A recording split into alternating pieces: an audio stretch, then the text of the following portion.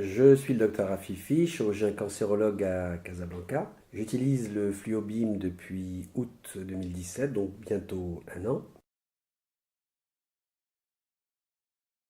Mes indications actuelles sont la détection du ganglion sentinelle en chirurgie carcinologique mammaire, en perfusion intraveineuse en chirurgie de reconstruction, mammaire bien entendu, immédiate ou secondaire, à la fois sur l'étui cutané et à la fois sur les lambeaux musculo-cutanés et en particulier sur les peaux irradiées.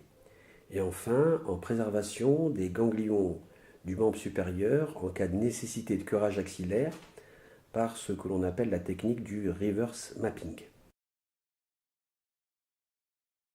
Alors, les bénéfices apportés par l'utilisation du FluoBeam dans ma pratique, je dirais quotidienne actuellement, sont l'extrême facilité d'utilisation de la caméra, depuis la mise en marche jusqu'à l'utilisation clinique sur le patient, une fois que les réglages sont maîtrisés et qui sont extrêmement simples.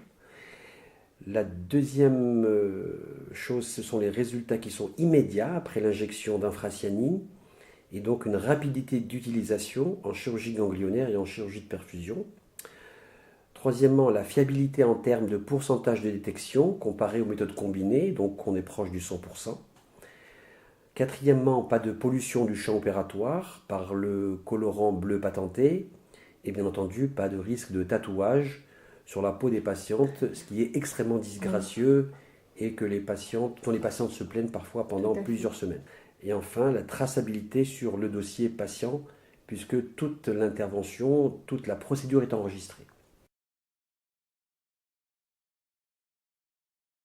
Alors pour le patient, les bénéfices sont multiples, puisque le premier, c'est qu'il n'y a plus d'injection d'un traceur radioactif la veille de l'intervention, et donc pas d'injection d'un produit radioactif auquel les patientes étaient parfois réticentes et auquel le personnel du bloc opératoire était parfois aussi réticent. Pas de risque d'allergie au bleu patenté, comme cela a été signalé par certaines équipes. Et puis pour le patient, il y a une certaine sécurité, puisque le taux de détection du ganglion est de l'ordre de 100%. Donc au total, moins de risques ou plus de risques d'irradiation, d'accord, meilleure sécurité en termes d'allergie, et puis également beaucoup moins de stress, puisque l'injection d'infracyanine est effectuée une fois que le malade est sous anesthésie générale.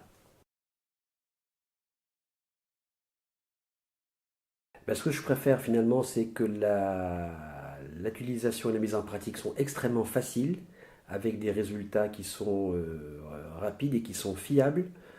Et puis surtout, pour le patient, il y a un côté qui est non invasif, que je trouve extrêmement agréable. Voilà. Oui, et appréciable pour le patient. Et appréciable. Un des plus gros challenges, je pense, c'est le fait que beaucoup de chirurgiens doivent un peu changer leur état d'esprit, changer peut-être de mentalité, accepter l'utilisation d'un matériel nouveau finalement. Absolument. Et puis une fois qu'il est utilisé, eh bien, on se rend compte que finalement, c'est un apport quotidien en termes de bénéfices. Très bien.